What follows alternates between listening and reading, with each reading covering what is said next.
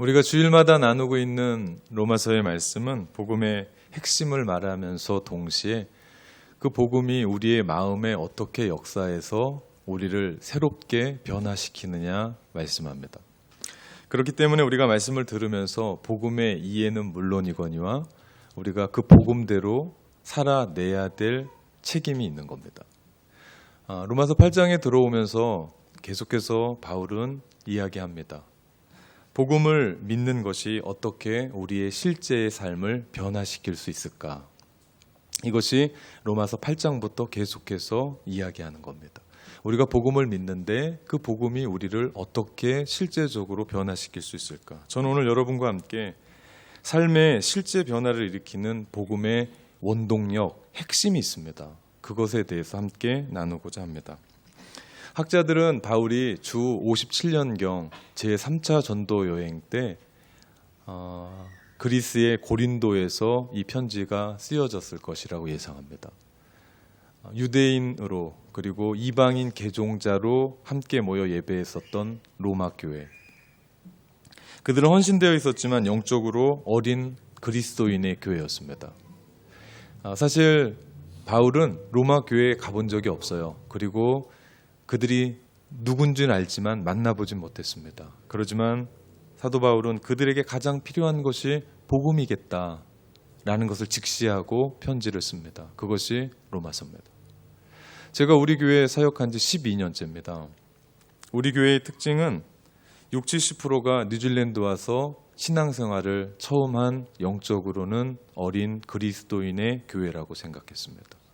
그래서 올해 들어오면서 저는 바울이 로마서를 썼던 그 심정으로 우리 공동체에게 복음을 이야기해야겠다라는 그런 마음으로 설교를 하기를 시작을 했습니다. 그래서 가끔 이 복음을 전하면서 제가 흥분을 하잖아요. 그래서 물을 자주 먹게 되는데 그런 이유다.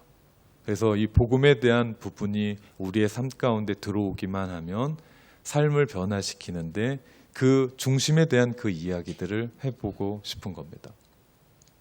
오늘 본문 시작이 그러므로 시작됩니다. 8장부터 시작해서 16장까지 조그만 그러므로라는 얘기들이 종종 나와요. 그런데 우리 8장부터 시작해서 16장 후반절에 보면 그러므로라고 하는 아주 중요한 두 파트가 나옵니다. 그리고 그 뒤에는 답을 이야기해요. 그 중에 하나가 오늘 본문의 8장 1절에 있는 말씀입니다. 그러므로 이제 그리스도 예수 안에 있는 자들에게는 결코 정죄함이 없나니 라고 말합니다. 이 이야기는 그리스도인에게 있는 확신의 모든 근거를 얘기해요. 내가 어떻게 믿음을 가지고 살아가는지, 그리고 지금 내가 믿고 있는 것이 도대체 뭔지, 내가 이렇게 확신하고 살아가지에 대한 근거를 얘기합니다. 그럼 그 뒤에 나오는 8장부터 11장까지는 계속해서 그 얘기를 해주는 거예요. 그런가 하면 또 다른 그러므로의 중요한 한 파트는 로마서 12장 1절부터 2절까지 말씀입니다. 그러므로 형제들아 내가 하나님의 모든 자비하심으로 너희를 권하노니 너희 몸을 하나님이 기뻐하시는 거룩한 산 제물로 드리라. 이는 너희가 드릴 영적 예배니라. 너희는 이 세대를 본받지 말고 오직 마음을 새롭게 함으로 변화를 받아 하나님의 선하시고 기뻐하시고 온전하신 뜻이 무엇인지 분별하도록 하라 말씀합니다. 이것은 그리스도인의 삶을 요약한 겁니다. 그러면 로마서 12장부터 계속해서 그리스도인의 삶, 즉 구원받고 살아가는 그리스도인은 어떻게 살아야 되는지에 대한 얘기를 해요. 거기서 가장 중요한 단어가 산 제물입니다. 믿는 사람의 삶은 감사로 비롯되며 그래서 어떤 희생과 불편함이 있어도 우리는 하나님의 말씀에 순종하고 그리고 하나님을 기쁘시게 하는 삶을 살아야 된다. 그 사람이 구원받은 삶의 모습이다. 그것을 우리의 삶의 곳곳에서 이야기하는데 그것이 바로 산 제물에 대한 이야기입니다. 오늘 본문 로마서 8장에 있는 말씀은 너무나 중요한 말씀입니다. 지금 우리가 하고 있는 제자 훈련, 잠시 쉬고 있는데요. 제자 훈련이 끝나고 나면 사역 훈련이 있습니다. 이 사역 훈련에서 로마서 8장 전체를 다 암송합니다. 그만큼 중요하다는 얘기입니다. 왜냐하면 구원받은 그리스도인들이 누릴 수 있는 승리와 영광을 이 장에서 전부 다 얘기합니다.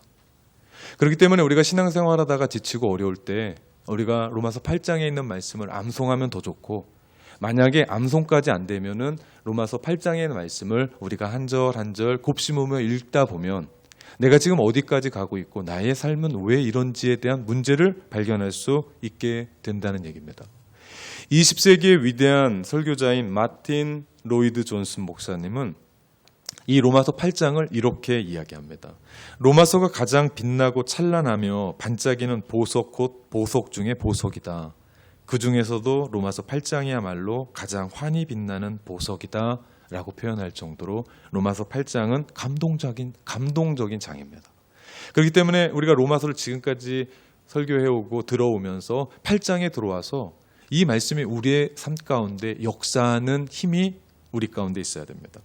우리는 지난 시간 로마서 7장 말씀을 읽어보면서 이미 그리스도인이 됐지만 우리의 마음 가운데 죄로 싸우고 있는 그리스도인에 대해서 나눴습니다.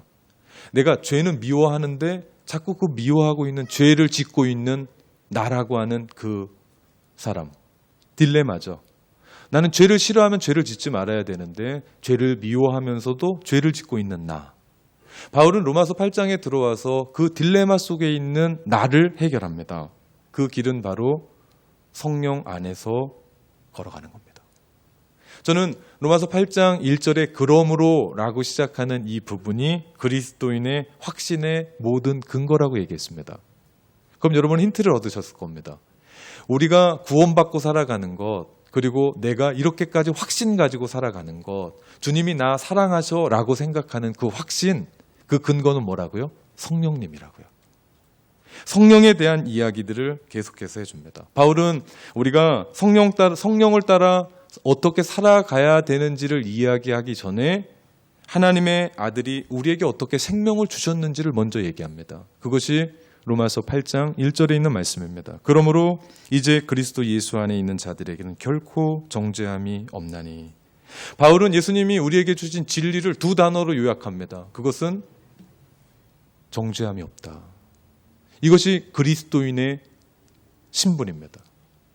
하나님도 우리를 정죄하지 않으세요. 우리의 어떤 상황, 그 어떤 사람도 여러분을 정죄하지 않는다라는 이야기입니다. 누구에게요? 그리스도 예수 안에 있는 사람에게.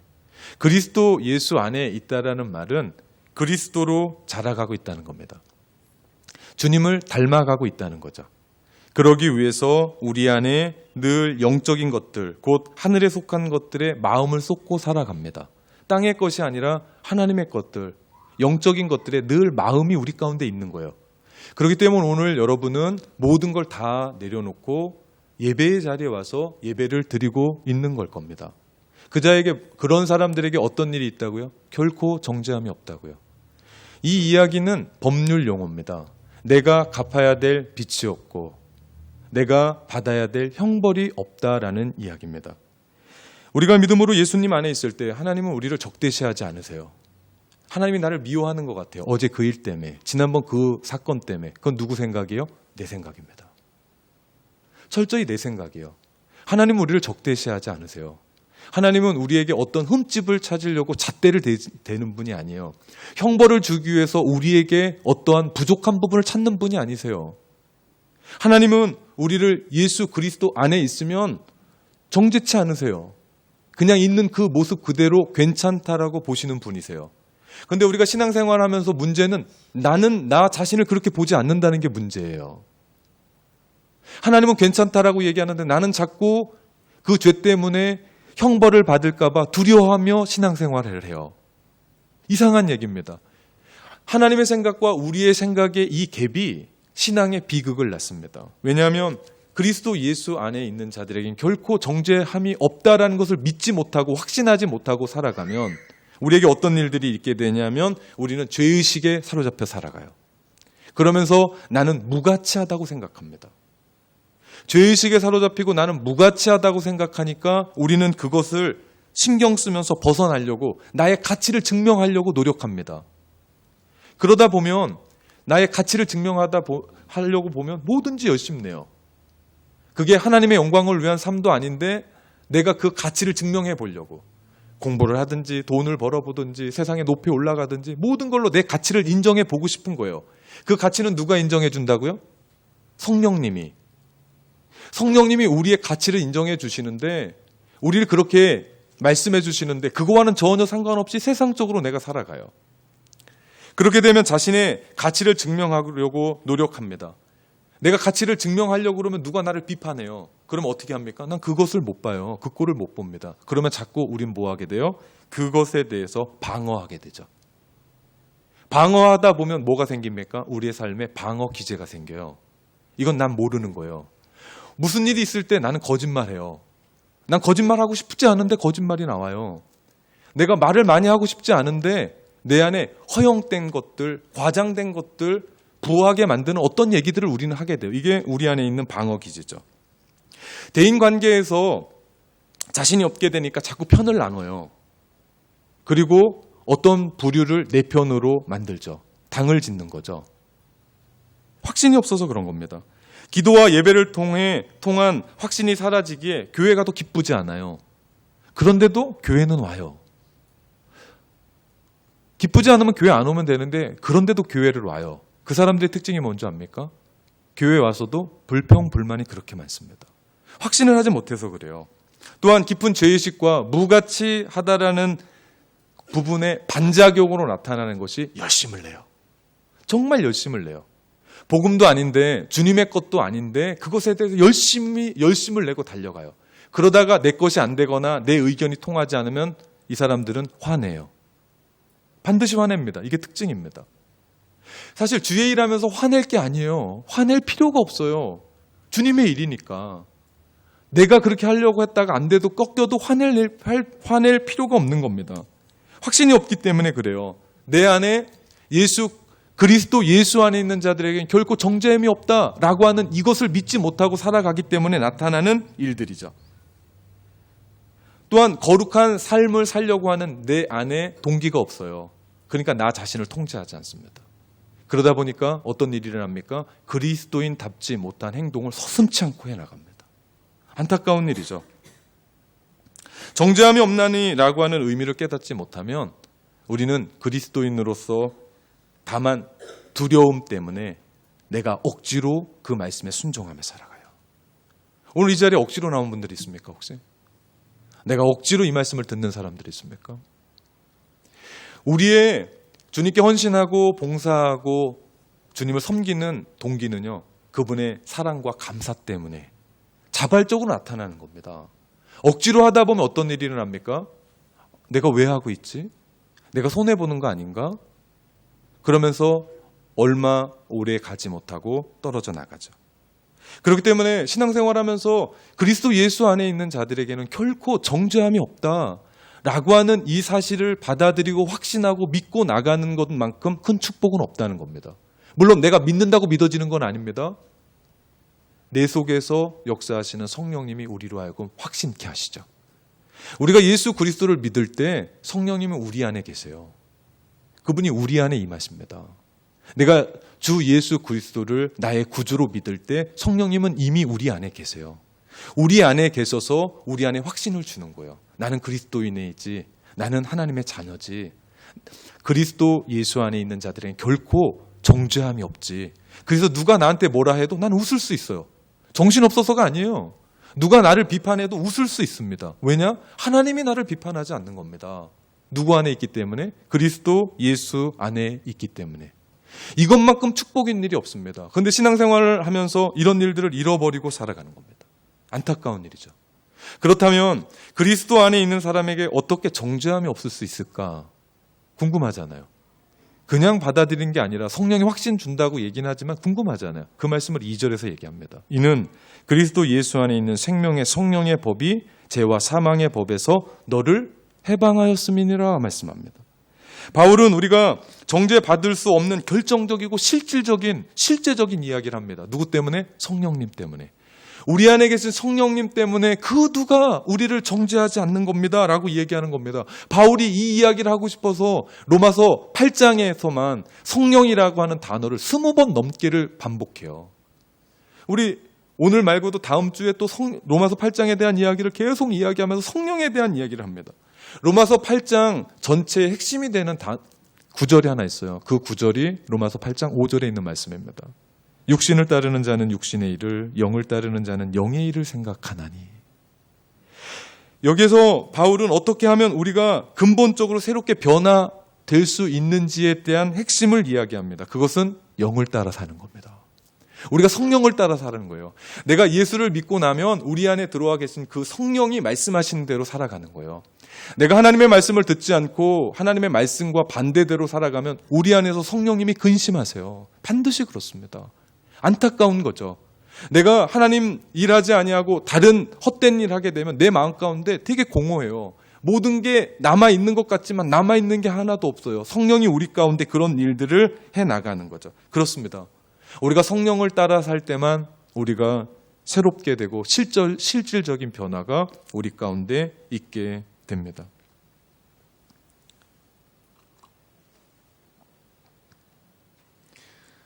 그 성령으로 살아가는 사람이 그리스도 안에서 자라가기 위해서 몸부림치는 거 아니겠습니까? 그 성령으로 살아가는 사람이 주님을 닮기 위해서 노력하지 않겠습니까? 그래서 하늘에 속한 것, 영적인 것들에 마음 쏟고 살아가지 않겠습니까? 제가 설교 서두에 이 사람이 누구라고요? 그리스도 예수 안에 있는 사람이라고요. 이 사람의 어떤 특징이 있다고요? 결코 정죄함이 없다고요. 이렇게 연결이 됩니다. 이렇게 연결이 됩니다. 여기서 보면 두 가지 법이 대립각을 세웁니다. 하나는 생명의 성령의 법, 또 하나는 죄와 사망의 법이라고 얘기합니다. 성령의 법은 생명이고 죄의 법은 사망이라는 겁니다. 예수 그리스도 안에서 생명을 누리게 하는 법이 사망의 법에서 우리를 해방시킨 겁니다. 그러므로 우리가 주님 안에 있으면 우리에게는 형벌이 있을 수 없다라는 말씀이죠. 그래서 결코 정죄함이 없다라고 얘기하는 겁니다. 여기서 이야기하는 단어를 주목해야 됩니다. 해방입니다. 폐지가 아닙니다. 생명의 성령의 법이 죄와 사망의 법을 폐지한 게 아니라 어떻게 한 거라고요? 해방한 거라고요. 보십시오. 죄의 법은, 사망의 법은 여전히 이 땅에 효력을 미치며 사람들을 죽음의 길로 이끌어갑니다. 지금도 그렇습니다. 지금도 그래요. 그래서 우리 7장에 봤던 것처럼 믿음을 고백했던, 예수 그리스도를 믿음으로 고백했던 그리스도인들도 죄에 대해서 싸웠습니다. 그러나 그 죄의 법, 사망의 법이 엄청난 위용을 떨고 영향력을 가지고 그 안에 있더라도 우리가 예수 그리스도 안에 있으면 그 법에서 완전히 벗어난다는 얘기입니다. 이런 원리예요. 우린 땅에 있으면 중력의 영향력을 받아요. 그런데 이 중력의 영향을 벗고 하늘로 올라가는 게 비행기입니다. 이게 비행의 원리죠. 내가 달리는 게 아니에요. 우리는 비행기에 몸을 싣고만 있으면 우리는 이 땅의 중력이 아니라 비행의 원리로 날 수 있습니다. 마찬가지입니다. 지금도요, 죄와 사망의 법이 우리 안에 엄청난 영향력을 끼쳐요. 그런데 우리는 예수 그리스도 예수 안에 있으면 그 법에서 벗어난다라고요. 이것이 바울이 우리 가운데 이야기하는 겁니다. 해방됐다라는 얘기죠. 또 이런 원리로 얘기할 수 있을 겁니다. 설명할 수 있을 겁니다. 성령의 법을 살아있는 새로 얘기해 봅시다. 그리고 죄의 법을 땅에 있는 돌멩이라고 얘기해 봅시다. 돌멩이는 하늘로 던지면 곧 있다 떨어져요. 우리 다 압니다. 이유가 있다면 살아있지 않기 때문에, 생명이 없기 때문에 떨어집니다. 마찬가지입니다. 지금 우리가 보기엔 근사하고 멋있고 지위와 명예와 수없는 부를 갖고 멋지게 살아가는 것 같지만 그가 죄의 법에 묶여 있는 한 그는 죄의 나락으로 떨어질 수밖에 없다는 겁니다. 그것이 로마서에서 우리가 지금까지 이야기했던 뭐였습니까? 죄의 삭은 사망이다는 얘기입니다. 그러나 살아있는 새, 제가 살아있는 새를 살짝 보듬고 있다가 내려놓으면 그 새는 언제 그랬다는 듯이 하늘로 날아갑니다. 이유가 있다면 생명이 있기 때문입니다. 우리가 죄를 지으면 죄의 밑바닥까지 떨어져요. 그러나 우리가 예수 그리스도 안에 있는 순간, 내가 하나님의 법을 따르는 그 순간, 성령님은 우리를 생명으로 이끌어 가십니다. 왜냐하면 성령의 법은 곧 생명이시기 때문입니다. 그렇기 때문에 지금 내가 어디에 거하고 있느냐 너무나 중요한 겁니다. 성령의 법, 그것은 생명입니다. 우리가 예수 그리스도를 나의 주와 구주로 믿고 살아갑니다. 구원자로 믿습니다. 그렇다면 그 믿음 안에 있다면 우리는 성령께서 부어주시는 생명의 길 걷는 사람들이라는 거죠. 그게 비로소 사는 길입니다. 세상엔 다 사는 길 같지만 그렇지 않고 성령께서 우리 가운데 보여주시는 그 길이 있는데 그 길이 바로 생명길이라는 거죠. 내가 살 수 있는 길이에요. 그래서 성령님은 내가 살 수 있는 그 길에서 내가 변화돼야만 너 살 수 있겠다 그럼 우리를 변화시키는 거예요. 너 그대로 살아서 열심 내면 좋겠다 그러면 성령님은 우리를 하여금 계속해서 그 열심 속에서 우리가 살아가도록 이끌어 가시는 거죠. 그러면 성령님이 무엇을 하시기에 그를 모신 자는 정죄도 당하지 않는가? 두 가지 이유를 얘기합니다. 먼저는 성령께서 죄와 사망의 법에서 우리를 해방했기 때문입니다. 여기서 말하는 법은요, 어떤 율법 이런 얘기가 아니라 어떤 힘이나 권세를 얘기해요. 생명의 성령의 권세가 어떤 힘이 죄와 사망의 권세를 이긴 거예요. 그렇기 때문에 성령은 죄의 노예로부터 우리를 해방시킨 겁니다. 그래서 우리 가운데 오신 겁니다. 그렇기 때문에 성령 안에 있는 자는 누구든지 정죄함을 당하지 않습니다. 또 다른 하나는요, 우리로 하여금 율법의 요구가 이루어지도록 하기 때문입니다. 4절 말씀해 보니까 육신을 따르지 않고 그 영을 따라 행하는 우리에게 율법의 요구가 이루어지게 하려 하심이니라 말씀합니다. 성령께서는 무엇을 근거로 하여금 우리에게 율법의 요구가 이루어지도록 하시는 겁니까? 율법의 요구가 뭐죠? 우리가 거룩하게 되는 겁니다. 그것은 그 근거는 3절의 말씀입니다. 3절 하반절에 보면 율법이 육신으로 말미암아 연약하여 할 수 없는 그것을 하나님이 하시나니, 우리는 이것이 우리가 로마서 3장부터 시작해서 7장까지 계속해서 이야기했었던 핵심 이야기입니다. 율법이 육신으로 말미암아 연약하여 할 수가 없는 거예요. 또 말씀드립니다. 율법은 하나님의 선한 법입니다. 하나님이 우리 가운데 율법을 주신 이유는 우리로 하여금 거룩한 하나님의 백성 되라고 우리 가운데 주신 거예요. 그런데 예수 믿기 전에 우리는 죄로 타락했습니다. 연약합니다. 죄의 경향성은 우리는 이렇게 기울 수가 없어요. 이렇게 기울지. 죄로 기웁니다. 그러다 보니까 그 율법을 지킬 수 있습니까? 지킬 수가 없는 겁니다. 하나님이 그것을 아셨습니다. 도무지 가망이 없었던 그 일들을 누가 하신다고요? 하나님이 하시나니. 그러면서 우리 가운데 다른 방법을, 하나님이 하시는 방법을 이야기하십니다. 3절 후반절입니다. 곧 죄로 말미암아 자기 아들을 죄 있는 육신의 모양으로 보내어 육신의 죄를 정하셨다라고 말씀합니다. 하나님께서 우리의 죄를 사하시려고 예수님을 이 땅에 보내주셨어요. 화목제물로 삼으시고 십자가로 죽게 하셨습니다. 예수 그리스도께서 우리가 당해야 될 율법의 저주를, 그분이 십자가에서 우리 대신 율법의 저주를 받으셨기 때문에 성령님은 그것을 근거로 죄와 사망의 법에서, 그 권세에서 우리를 해방시킬 수 있는 것입니다. 다시 말하면 예수 그리스도께서 행하셨던 그 모든 일들을 성령께서 그것이 우리 것이 되게 하세요. 구원을 이루기 위해서 하나님이 계획하셨습니다. 성자 예수님이 이 땅에 오셔서 모든 일들을 이루셨어요. 그 일들이 우리랑 상관이 없는 일일 수도 있어요. 그런데 그 일들이 내 것이 되기 위해서, 우리와 상관이 되기 위해서 고리를 만드는데 그것이 누구시라고요? 성령님이 우리로 하여금 그것을 믿게 하시고, 성령님이 우리로 하여금 그것을 알게 하시고, 성령님이 그 일들이 우리의 것이 되게 하신다는 사실입니다. 근데 목이 되게 아픕니다. 그래서 성령님이 우리를 변화시키는 겁니다. 새 사람으로 변화시킬 수 있는 거예요. 다시 말하면 성령님은 예수님이 우리를 위해 해놓으셨던 그 일들을 그대로 우리 것이 되게 하시는 분, 그렇기 때문에 성령을 모신 자는 결코 정죄함이 없는 겁니다. 바울이 그 얘기들을 계속하는 겁니다. 그렇습니다. 성령이 우리 안에 역사해서 율법에 순종할 수 있는 힘을 주시는 겁니다. 결코 우리가 율법을 다 순종하지 못해요. 그런데 중요한 것은 내가 어디에 있느냐는 겁니다. 내가 그리스도 예수 안에 있느냐. 제가 예를 들어 볼게요. 하나님의 구원을 100이다 합시다. 그런데 나는 그리스도 잘 드셔야 합니다. 그리스도 예수 안에서 10만 할 수 있어요. 10만 순종했어요. 그러면 하나님의 은혜가 90을 땡겨서 100을 만드십니다. 내가 어디에 있을 때? 그리스도 예수 안에 있을 때. 나는 그리스도 예수 안에서 90을 했다 합시다. 90을 하고 99를 해도 안 돼요. 100을 채워야 되기 때문에. 90을 했다 합시다. 그러면 하나님의 은혜가 우리에게 10을 해서 100을 만들어 우리 구원하시는 겁니다. 다 똑같지 않아요. 다 동일하지 않아요. 율법은 우리가 배웠습니다. 그것은 우리의 구원의 근거가 되지 못한다고. 율법을 지킴으로 말미암아 우리가 구원받는 게 아닙니다. 또 하나, 율법은 우리의 구원을 훼손시키지도 못합니다.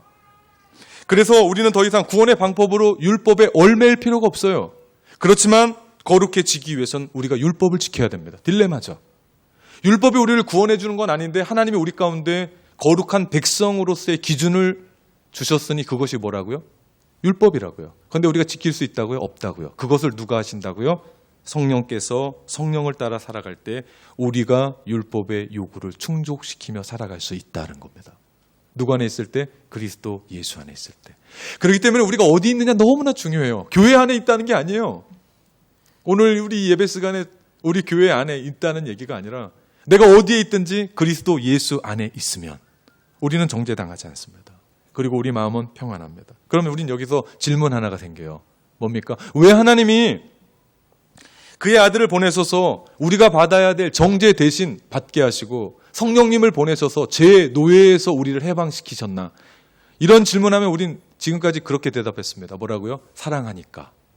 그죠? 사랑하니까. 답은 한 가지입니다. 우리를 그렇게 해주신 목적이 한 가지입니다. 그것은 거룩한 백성, 성결한 삶을 살라고요. 4절의 말씀입니다. 육신을 따르지 않고 그 영을 따라 행하는 우리에게 율법의 요구가 이루어지게 하려 하심이니라.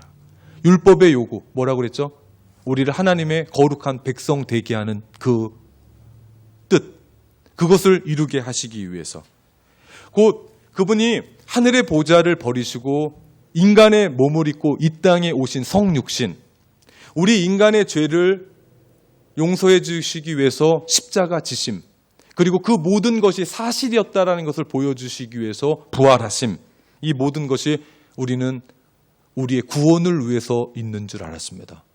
그런데 오늘 말씀을 들어보니까 구원을 넘어 구원받은 백성으로 뭐 하라고요? 거룩한 하나님의 백성으로 살라고요. 성결한 하나님의 백성으로 살라고요. 우린 구원받으면 끝난 줄 알았습니다. 근데 그 이야기가 아니라 구원받은 하나님의 백성들이요, 너희 거룩하게 성결하게 이 땅 가운데 살아가라고 하나님께서 우리 가운데 말씀하십니다. 예수님이 이 땅에 오셨던 공생의 목적과 목표는 다른 것이 아니라 율법의 요구를 충족시키는 데 있었습니다. 그것은 거룩한 하나님의 백성으로 삶을 사는 데 있었습니다. 우리는 여기에서 거룩한 삶을 사는데 가장 큰 동기를 발견해요. 그게 뭡니까? 내가 죄를 지으면 예수 그리스도가 이 땅에 인간의 몸을 입고 온 것이 헛된 거예요. 내가 죄를 지으면 나를 위해, 온 인류를 위해 십자가에서 못 박혀 죽으신 예수 그리스도의 십자가가 헛되게 되는 거예요. 내가 죄를 지으면 그 모든 것이 사실이었고 하나님이 이루셨다라고 하는 그 부활을 헛되게 만드는 거예요. 그러면 우리는 죄를 지을래야 지을 수가 없게 됩니다. 내가 죄를 짓다가도 예수 그리스도가 이 땅에 오는 것이 헛된 것이라면, 헛되게 만드는 것이라면, 누구 때문에? 나 때문에. 내가 지금 죄를 짓고 살아가는 게 조그만의 쾌락과 지금 조그만의 일시적인 만족, 그것 누려보겠다고 예수 그리스도가 이 땅에 오신 모든 것들을 헛되게 만드는 것이라면 우리는 죄를 짓지 않을 수 있겠다는 겁니다. 성령께서는 우리가 늘 그리스도 예수 안에 있기를 바라십니다. 우리가 성령의 말씀에 순종해서 그분 안에 있으면 그리스도의 능력과 은혜로 말미암아 우리를 거룩한 삶, 성결한 삶으로 이끌어 가십니다. 우리의 삶 안에 죄를 짓고 잠시의 쾌락을 누리는 것과는 전혀 비교할 수 없는 그 거룩한 삶, 하나님 앞에 살아가면 내 마음 가운데 형언할 수 없는 기쁨이 나와요. 우리가 예배 하나만 잘 드려도 우리 마음 가운데 얼마나 기쁩니까? 세상과 비교할 수 없는 기쁨이 우리 가운데 있는데 내가 하나님의 거룩한 백성으로 이 땅, 성결한 백성으로 이 땅 그렇게 살아가면 하늘로부터 우리 가운데 부어주시는 은혜와 평강이 있는데 이것은 세상의 그 어떤 것과도 비교할 수 없는 겁니다. 더 중요한 건 세상의 그 누구도 그 어떤 것도 이 모든 것들을 침범하거나 무너뜨릴 수 없다는 사실입니다. 사랑하는 성도 여러분, 그리스도 예수 안에 있는 자들에게는 정죄함이 없습니다. 여러분에겐 정죄함이 없습니다. 결코 없습니다.